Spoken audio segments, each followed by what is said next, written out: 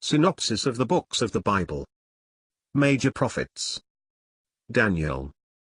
By J.N. Darby. Summary. Some striking points in Daniel. One thing may here occur to the reader as desirable for the understanding of the whole, that is, to combine the agency of those instruments, which the prophecy of Daniel presents as acting in the land of Israel during the latter days, and to identify them, if it may be done, with those that are mentioned in other prophets. But this would be to make a system of prophecy, and not to explain Daniel. The Spirit of God has not done so in this prophet, which is our present subject.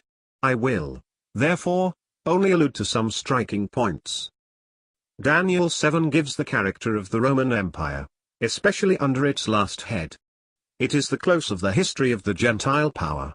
Daniel 8, although I have often thought that the king, who is described there, might be the instrument in Israel of the Western Empire, gives to the horn it speaks of a different character, as it appears to me, in carefully weighing the passage, from that which constitutes the Western power, see note, whether as a little horn, or exercised in some local instrument. It is an Eastern power rising out of one of the four kingdoms into which Alexander's empire was broken up.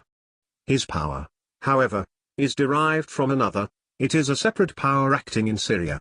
In Daniel 9 we find the one who acts among the Jews in Jerusalem itself, in connection with the Roman Empire, be the instrument employed who he may. It may be the king of Daniel 11 who finds himself between the kings of the south and of the north. But it is very possible that the little horn of Daniel 7 acts itself. Still, there is another power dependent upon it, who acts at least religiously upon the Jews, and leads them into apostasy, one who comes in his own name, and does not regard the God of his fathers. Note. We may compare Psalm 74 and Psalm 83, which confirm the idea that there will be a destruction in Jerusalem, as well as the compelled cessation of the daily sacrifice accomplished in a religious way by the prince who is to come, the Roman of Daniel 9, who will be among the Jews, and who had professed himself to be their friend. End of note. Distinguishing marks of the king of chapter 11, the kings of the south and north.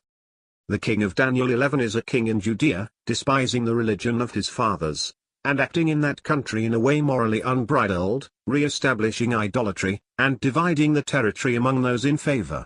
The kings of the south and north are Egypt and Assyria in the latter days, to attack the king who has established himself in the Holy Land.